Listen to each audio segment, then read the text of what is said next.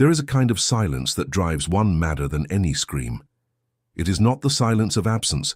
It is the silence of someone who was always there, always ready to respond, to yield, to understand, and who suddenly simply stops being available. And it is curious to observe what happens next. The person who previously demanded space, who complained of suffocation, who said they needed time to themselves, is the very same one who panics when that space finally arrives. They do not feel relief. They feel fury. And here is the first cold truth that Carl Jung would force us to confront. The problem was never excessive closeness. The problem is the control that closeness guaranteed. When you step away, you are not hurting someone's heart. You are shutting down a system. And systems, when shut down, react with violence. People like to believe that toxic bonds are sustained by misunderstood affection, by confused love, by good intentions gone awry. It is a comfortable explanation. It is also, in most cases, a lie we tell ourselves to avoid facing something more disturbing. Certain bonds are not built on love at all. They are built on function. A person exists in the mind of the other, not as a complex autonomous being, but as a role. The role of the one who listens without judgment. The role of the one who forgives without holding accountable. The role of the one who absorbs bad moods, organizes others' emotional chaos, and never, under any circumstances, demands reciprocity. And as long as you fill that role efficiently, you are called essential, different from everyone else, the only person who truly understands me. But try to resign, try to stop answering at 3 in the morning. Try just once not to be available to put out someone else's emotional fire. You will discover, with painful clarity, that you were not loved for who you are. You were kept for what you did. Topic 1. Loss of access as a trigger for toxic reaction. Let's start here because it's the most misunderstood point in this entire dynamic. Toxic people, contrary to what popular self-help culture insists on repeating, are not deeply bothered by your suffering. They live with it well. In fact, they often thrive on it because a hurt, tired, and emotionally drained partner, friend, or family member is an easier partner to manage. Others' pain rarely generates confrontation. It generates silence, guilt, and submission. What truly disturbs a toxic person is not seeing you suffer. It is seeing you stop being accessible. It is the change in response time. It is the absence of the explanation you always gave. It is the day you don't call back, don't justify your tiredness, don't apologize for having a boundary. That, and only that, is the real trigger. Think of the structure as an invisible contract signed in the first months of any relationship. You give, the other receives. You forgive, the other errs again without consequence. You regulate your own emotions and additionally regulate the other person's emotions, absorbing their irritation, controlling your own tone of voice so as not to worsen things, anticipating their needs even before they voice them. This contract was never read aloud. No one consciously signed it. But it exists with the force of a physical law within the emotional architecture of the relationship. And physical laws, when broken, generate reactions. When you step away, not with anger, not with drama, just with the dry silence of someone who stopped feeding the system, you're not just distancing yourself from a person, you are revoking a contract that should never have been signed. And the reaction that follows is not about emotional loss, it is about loss of access. The difference between these two things is what we will dissect throughout this script, because understanding it completely changes how you interpret every "I miss you" message that arrives later. Distancing. There's a useful analogy here, almost biological. Think of a parasitic organism and the host that sustains it. The parasite doesn't need the host to be well. It only needs the host to remain available as a source. When the host gets sick, the parasite doesn't care, as long as it can still extract what it needs. But when the host becomes inaccessible, when it develops a resistance, a barrier, a protective distance, the parasite enters a state of alarm, not because it loves the host, because it lost its sustenance. This sounds cruel said out loud about human relationships, and perhaps that's precisely why we prefer not to say it. We prefer the softer narrative of, he just can't handle distance because he's afraid of abandonment. Sometimes that's true, but often it's just an elegant way to disguise something simpler. The person doesn't miss you. They miss what you provided. Topic 2. The version of you that fueled the dynamic. Now we arrive at the point most people refuse to examine because it demands an uncomfortable question directed at oneself, not the other. Not, why is she like this? But, what version of me did this relationship demand? And what happened the day I stopped providing it? Because here's a structural truth. Toxic relationships rarely sustain themselves on who you are in your entirety. They sustain themselves on an edited, convenient slice of you. The version that doesn't question. The version that accepts weak excuses repeatedly. The version that carries the emotional weight of two people simultaneously and calls it unconditional love, when in reality it's self-abandonment disguised as virtue. Think about the exhaustion you felt after certain encounters, certain calls, certain conversations. It wasn't physical fatigue. It was the specific weariness of someone who performed understanding they didn't feel, patience they had already depleted, optimism they no longer believed in. Every time you said it's okay, I understand, when in fact you understood nothing, you were feeding a mask. And masks, by definition, require constant maintenance. They tire the wearer in direct proportion to how they relieve the observer. The person on the other side never saw the effort behind your patience. They only saw the result, a stable, available person who never demanded too much and never threatened to leave for real. And it was precisely this predictability that made everything else possible, the casual disrespect, the broken promises with no consequences. The boundaries pushed a little further each time because experience taught them repeatedly that you would stay anyway. Then something changed. Perhaps it wasn't a dramatic event. Perhaps it was a silent accumulation, small internal ruptures that added up to a point of saturation. And the day you stopped accepting the unacceptable, stopped justifying the unjustifiable, stopped carrying alone the emotional weight that should have been shared, the relationship revealed its true architecture. It wasn't built on connection, it was built on convenience. And it's precisely at this point, when the mask falls and the real structure appears naked without disguise, that most people get stuck. Because seeing this clearly hurts more than any argument ever did. It's the pain of realizing that years were invested not in a genuine bond, but in maintaining a role you didn't even consciously choose to play. It was precisely by recognizing this breaking point, the exact moment when the illusion shatters and the person needs to rebuild alone an internal direction they never had, that I prepared the Código do Despertar for you. It's not a generic motivation course full of pretty phrases about loving yourself first. It's a structured map based on the psychology of Carl Jung for those who have already understood that they need to stop performing an edited version of themselves and start, truly, the process of individuation, becoming who you are, not who others needed you to be. Over 60 days, you receive a daily lesson, a conceptual key, a question that cuts deep, a statement to reorganize your mind. You read, perform a concrete micro-action, and record your reflection in your journal. This is not distant theory, it is daily practice of inner reconstruction.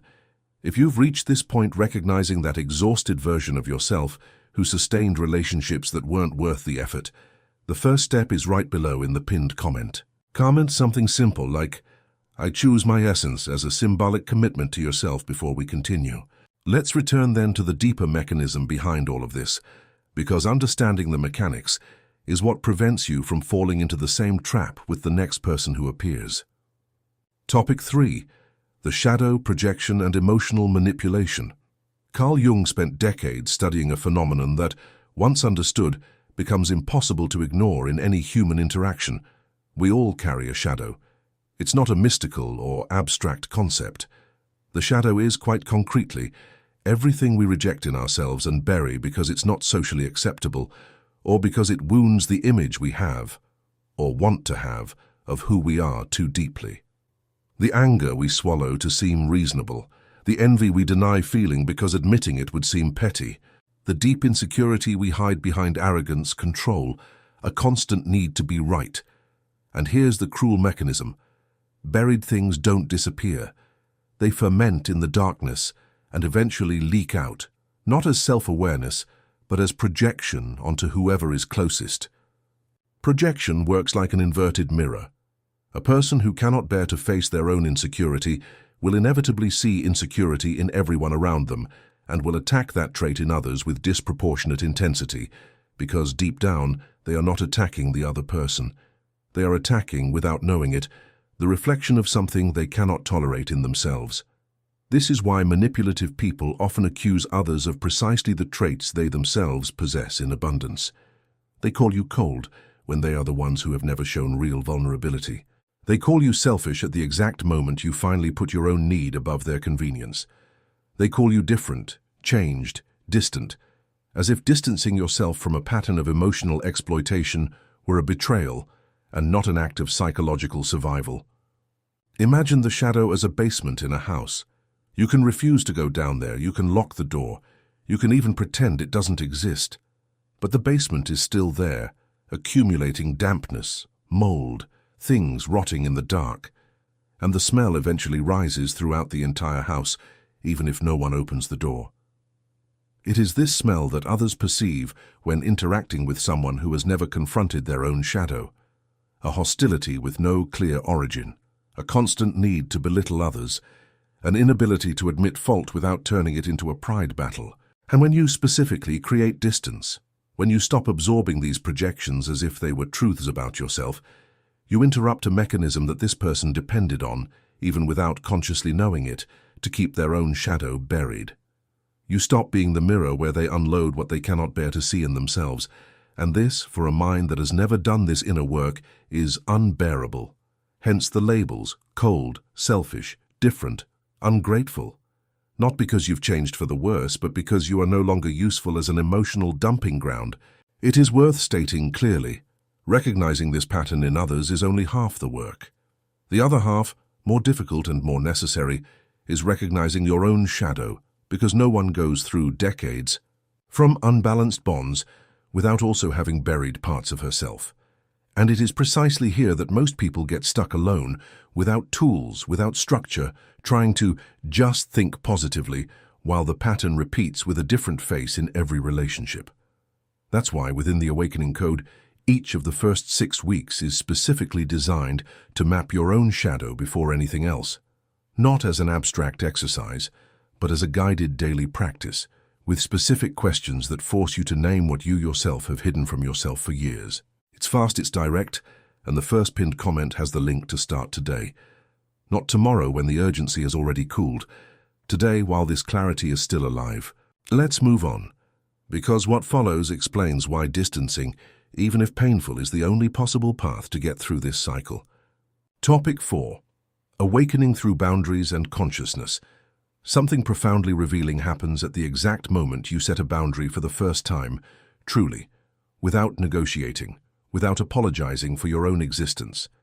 It's like turning on a light in a room you've been walking through in the dark for years. Suddenly you see the broken furniture that was there the whole time. You see the pattern. You see the guilt you felt for simply existing with your own needs. You see emotional dependence disguised as loyalty.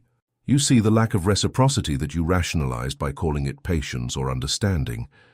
Boundaries don't create problems in relationships.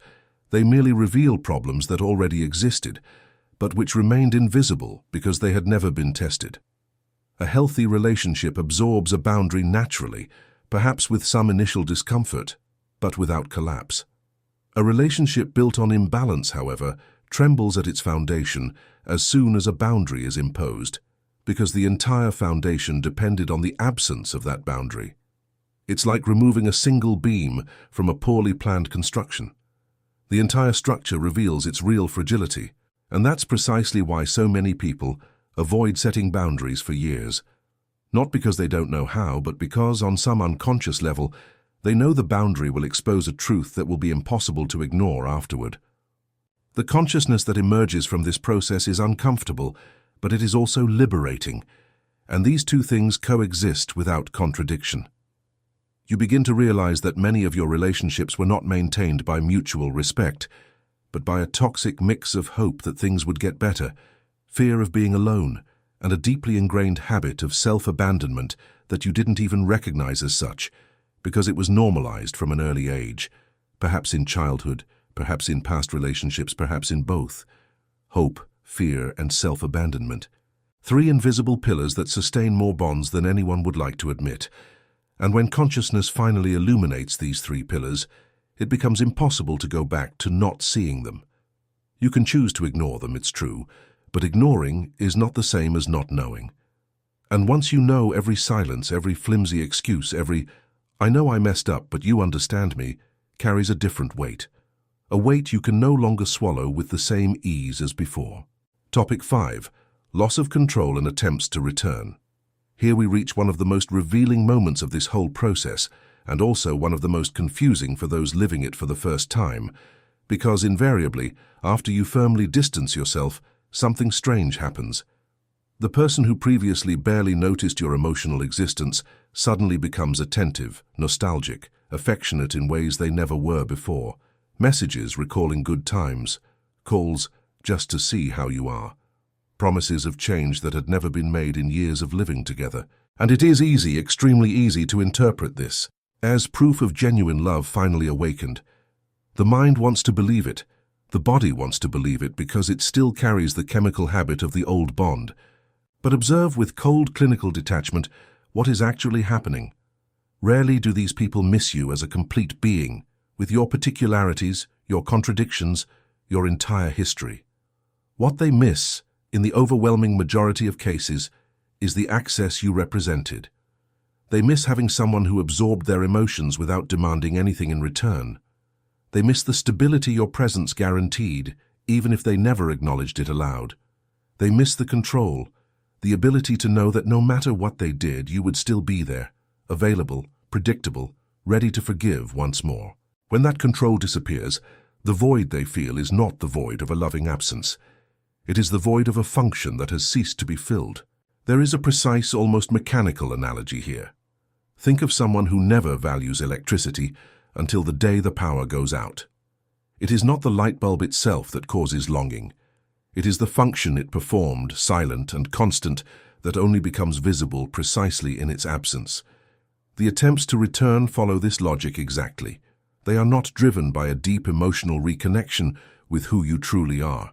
They are driven by the discomfort of a functional absence.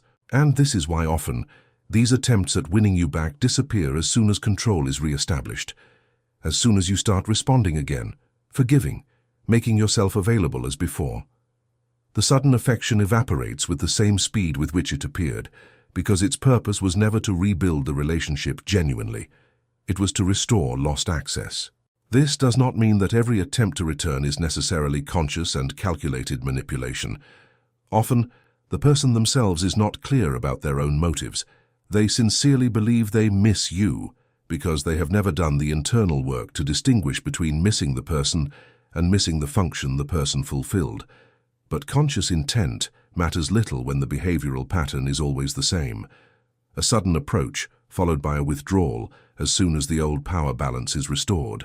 Recognizing this pattern without succumbing to momentary nostalgia is one of the most difficult and most necessary skills in this awakening process, and it is precisely at this turning point, when the temptation to return to the old role is strongest, that most people retreat and lose all the progress they have built up until then.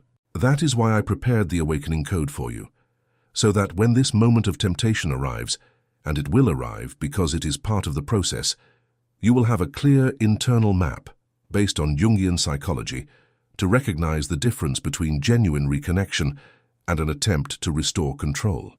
60 days of daily lessons, each building on the previous one, so that you do not have to rely solely on willpower in a moment of emotional weakness, because willpower alone has historically never been enough to resist the nostalgia of an old bond.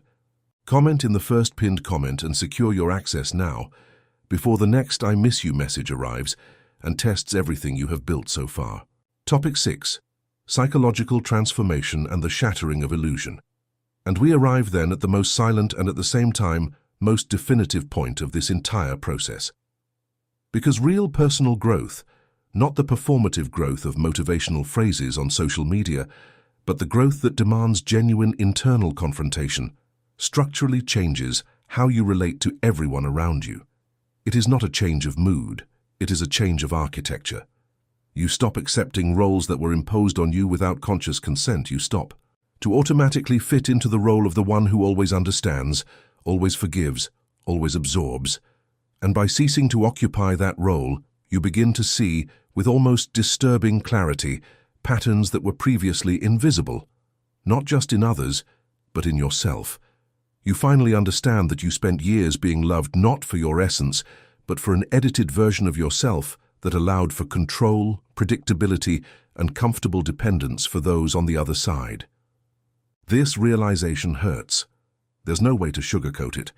To perceive that entire relationships, years of cohabitation, effort, emotional surrender were sustained by an illusion of convenience rather than true connection, is one of the most silent pains there is, because there's no one simple person to blame.